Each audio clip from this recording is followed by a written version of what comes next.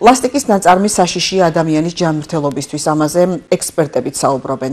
ნინო ჩხობაძის განმარტებით, ეგრეთ წოდებული ერთჯერადი ჭიქები, თეფშები, ჩანგლები და სხვა ქვეყანაში დიდი რაოდენობით გამოიყენება, რაც გარემოს დაბინძურებასთან ერთად ადამიანისთვისაც ზიანის მომტანია.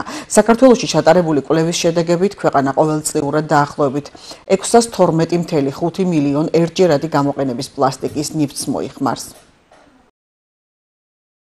ევროპაში უკვე დიდი ხანია დაწყებულია კამპანია, საკმაოდ დიდი კამპანია ზერო პლასტიკთან დაკავშირებით, ანუ რაც შეიძლება მეტად ამოვიღოთ პლასტიკი. განსაკუთრებით დღეს საქართველოში ცოტა სხვანაირად დადგა საკითხი, რომ საკვებ პროდუქტებთან მიმართებაში პლასტიკი ამოვიღოთ, იმიტომ რომ სამწუხაროდ ბევრი წლების განმავლობაში უკვე დადგინდა, რომ მიკროპლასტიკი ძალიან დიდ ზემოქმედებას ახდენს ადამიანის ორგანიზმზე და ცოცხალ გარემოზე ზოგადად.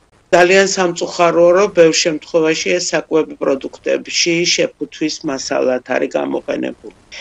ამიტომ ასეთი ტიპის კამპანია იქნებოდა ძალიან კარგი საქართველოსთვის. ვფიქრობ, რომ ეს კამპანია თავისთავად პირველ რიგში მოუწოდებს ადამიანებს, რომ მაქსიმალურად ნაკლები ვიხმაროთ ცელოფანი, მაქსიმალურად ნაკლები ვიხმაროთ ბოთლები პლასტიკის და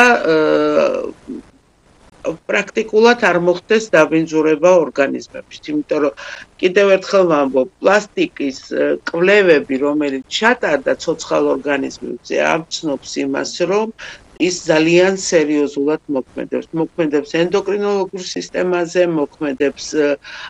იწვევს ასტმებს, იწვევს ალერგიებს და ეს არის პრობლემა. და პრინციპში ადამიანში მიკროპლასტიკი არის უკვე გავრცელებული. ნანოპლასტიკიც ცალკე პრობლემაა კიდე და